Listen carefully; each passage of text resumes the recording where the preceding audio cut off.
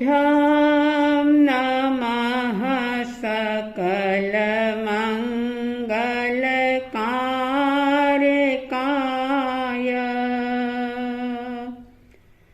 तुभ्यं नमः सकलनिवृत्तिदायकाय।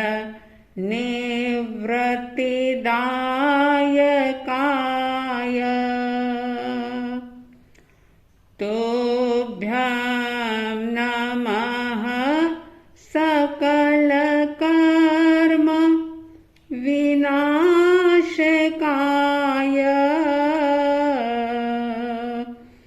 तुभ्यं नमः सकलतत्त्व निरूपकाय। तुभ्यं नमः सकलतत्त्व निरूपकाय।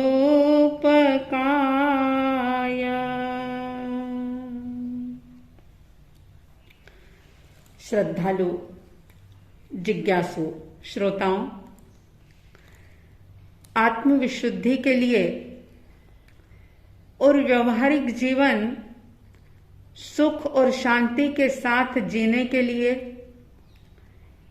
समता षोडशी की बात हम कर रहे हैं। इस समता षोडशी का एक पक्ष हमें आत्मविशुद्धि की तरफ आगे ले जाएगा और इसी का दूसरा पक्ष जो है वो हमें अपने व्यवहारिक जीवन को भी निर्लेप रूप से जीते हुए सुख और शांति अनुभव करवाएगा।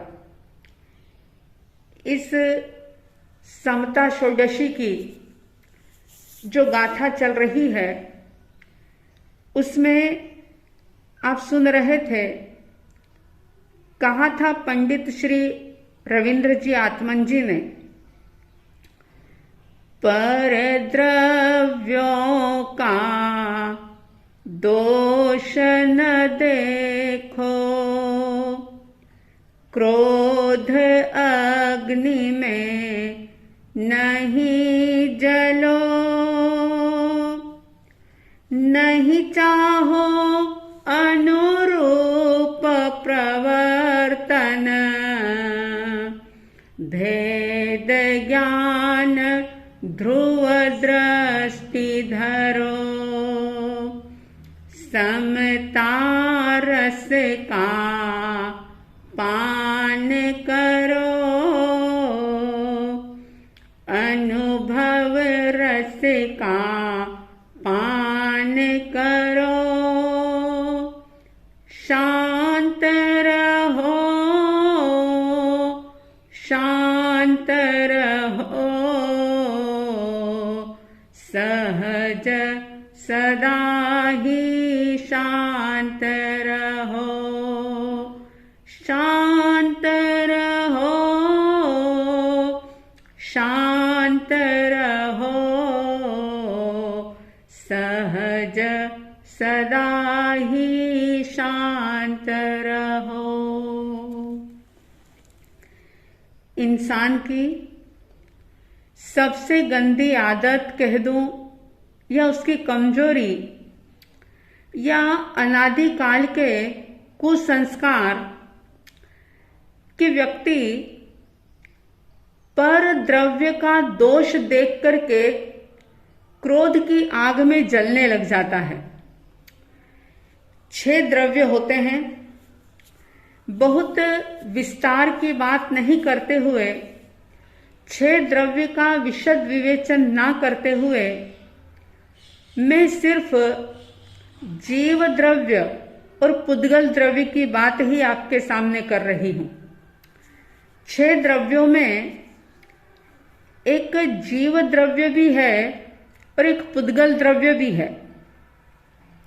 जैसा कि इसी गाथा की पिछली चर्चा में मैंने कहा था कि अपने अस्तित्व से अलग जो भी है वो सारा पर है और पुद्गल भी पर है दूसरा जो जीव है, जो दूसरी आत्माएं हैं, वो भी अपने लिए पर है। यानी कि प्रत्येक व्यक्ति की स्वयं की आत्मा, उसका स्वयं का अस्तित्व और उससे जुदा सारी चीजें पर हैं। अब ज्ञानी कह रहे हैं कि पर द्रव्यों का दोष न देखो, लेकिन ये तो अनादिकाल की आदत पड़ चुकी है। फिर चाहे वो जीव द्रव्य हो, चाहे वो पुद्गल द्रव्य हो, व्यक्ति हमेशा ही हर किसी के दोषों को देख लेता है, और न केवल दोषों को देखता है, उनकी गलतियों को देखता है, बल्कि उन दोष, कमियों और खामियों को देख करके खुद क्रोध की आग में जलने लग जाता है। और ये बहुत बड़ा अज्ञान है इस आत्मा का। न केवल व्यक्ति में गलती देखते हैं, लेकिन देखने वाले अगर चांद को देखेंगे तो ये कह देंगे कि अरे ये चांद तो है, लेकिन इसमें भी दाग है। अगर कोई व्यक्ति सूरज को देखेगा तो वो ये कहेगा कि सूरज उजाला तो करता है, मगर इसके अंदर आग है।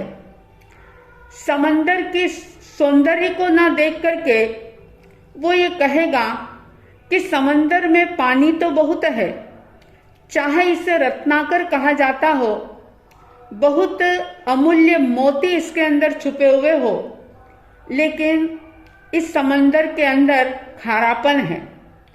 अगर नदी को कोई देखता है तो वो ये कह देता है कि नदी तो बहुत बड़ी है, अच्छी है, लेकिन जब ये बेकाबू हो जाती है, जब इसमें बाढ़ आ जाती है, तो बहुत विनाश लीला का सर्जन हो जाता है। देखिए, जो भी चीजों को देखा, देखने के बाद उसके अंदर कोई न कोई दोष, कोई न कोई कमी, कोई न कोई खामी अवश्य देख ली। जरा अपने भीतर को चेक करें, अपनी आदतों को देखें कि कहीं दूसरों की गलतियों को देख करके या किसी भी वस्तु को देख करके उसकी कमी की तरफ या उसके माइनस पॉइंट को तो हम हाईलाइट नहीं करते। हम इंसान के गुण को देखते हैं, किसी पुद्गल के गुण को देखते हैं, या कि हम उसके दुर्गुण को देखते हैं। अध्यात्म की दृष्टि से ज्ञानी कह रहे हैं कि पहली बात कि पर द्रव्य, चाहे वो जीव द्रव्य हो, चाहे वो पुद्गल द्रव्य हो, पर द्रव्य का दोष देखो ही मत। लेकिन अनादिकाल की जो आदत है उसको कैसे चेंज किया जाए?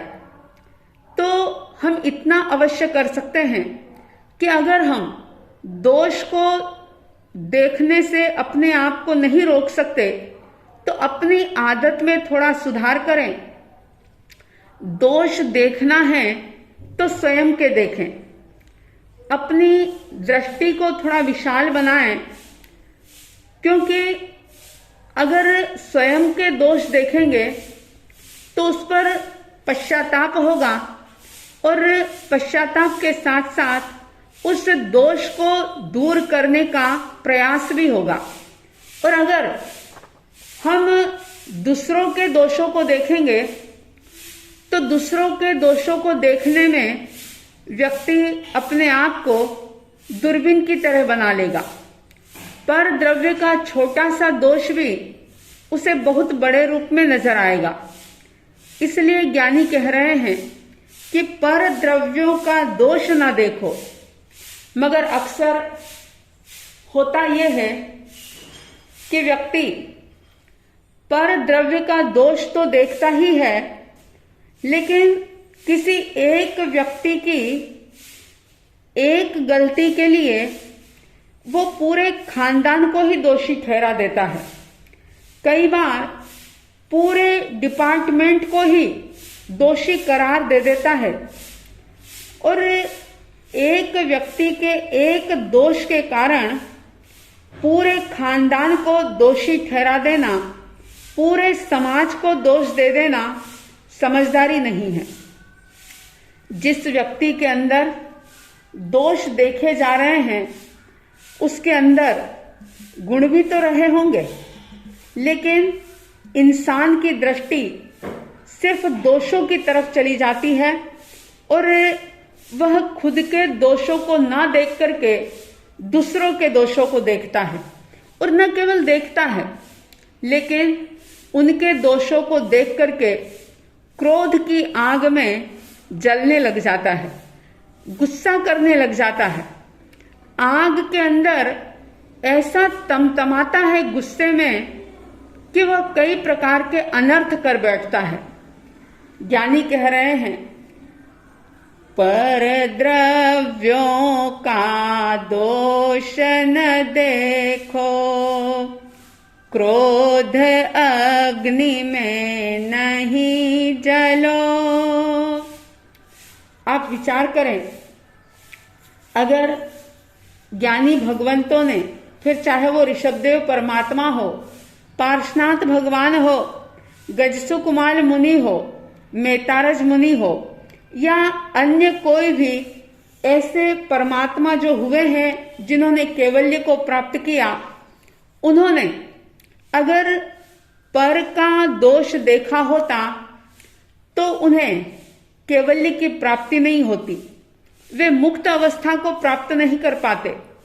लेकिन उन्होंने बिल्कुल तटस्थता के साथ, बिल्कुल निर्मल बुद्धि से खुद का ही निरीक्षण किया, और आज आपके हमारे सबके जन्मों जन्म के संस्कार इस प्रकार से हमें प्रभावित कर रहे हैं कि हम पर द्रव्य का दोष देख करके, दूसरों की गलतियों को देख करके क्रोध की अग्नि में जल रहे हैं, जबकि सिर्फ परमात्मा ही नहीं, लेकिन अगर हम तुलसीदास जी को भी याद करें तो उन्होंने भी ये कहा था कि मौसम कौन कुटिल खल कामी, यानी मेरे समान कुटिल, खल यानी दुष्ट, और कामी कौन हो सकता है। इस प्रकार से उन्होंने अपनी आत्म आलोचना की थी। अगर आलोचना करनी है तो खुद की करें, जैसा कि आप बोलते भी हैं, निंदामी गरिहामी, यानी निंदा करें अपने दोषों की, अपने आप की, गर्हा करें अपनी कमियों की। तो एक छोटा सा दोष भी अगर इंसान के अंदर होता है तो उसके पूरे व्यक्तित्व को विकृत कर देता है। तो दोष दूर करेंगे तो ही जीवन आपका हमारा निर्दोष बन पाएगा। अगर हम निर्दोष जीवन जीना चाहते हैं तो अपने दोषों को दूर करें और ज्ञानियों की इस बात को याद रखें कि पर द्रव्यों का दोष न देखें, और अगर देख भी लिया है तो इतना नियंत्रण जरूर करें कि दूसरों की गलती को देख करके खुद क्रोध की आग में ना जलें, क्योंकि ऋषि मुनियों की ये बात है कि कोहा भी भूया न सुहम लहंती। जो क्रोधाधिभूत व्यक्ति होता है, हमेशा क्रोध के अंदर जलता रहता है, वो कभी भी सुख का अनुभव नहीं कर सकता। चाहे कितनी भी सुविधाएं हो, कितनी भी संपत्ति हो, कितना भी सुंदर और स्वस्थ शरीर हो, लेकिन अगर वह क्रोध के अभिभूत हो गया है तो वह कभी भी सुख को, शांति को महसूस नहीं कर पाएगा। क्रोध से पराजित जो लोग हो जाते हैं, यानी क्रोध जिन्हें हरा देता है, वह कभी भी शांति का एहसास जीवन में कर नहीं पाते। इसलिए ज्ञानी कह रहे हैं कि क्रोध एक अग्नि है। जैसे एक छोटी सी चिंगारी भी बहुत बड़े विनाश का सर्जन कर देती है, इसी तरह से इंसान का अपना क्रोध, उसका गुस्सा जो है, वह भी उसके सुख के वृक्ष को जला करके राख कर देता है। अगर दूसरों के दोष देख रहे हैं तो इस आदत को बदल करके अपने दोषों को देखना प्रारंभ करें, दूसरों की अच्छाइयां देखें, और अगर दोष दिख भी गए हैं तो कम से कम खुद पर इतना नियंत्रण जरूर करें कि दूसरों की गलती देख करके स्वयं क्रोध की, ईर्ष्या की, वेर की अग्नि में ना जले। सबके भीतर में एक जागृति का भाव आए। छोटे छोटे संकल्पों के द्वारा व्यक्ति धर्म के क्षेत्र में आगे बढ़े, अपना आंतरिक रूपांतरण करे। ऐसी साध्वी द्वय की तरफ से हार्दिक हार्दिक शुभ मंगल भावनाओं के साथ जय प्रभु महावीर, जय गुरु आनंद।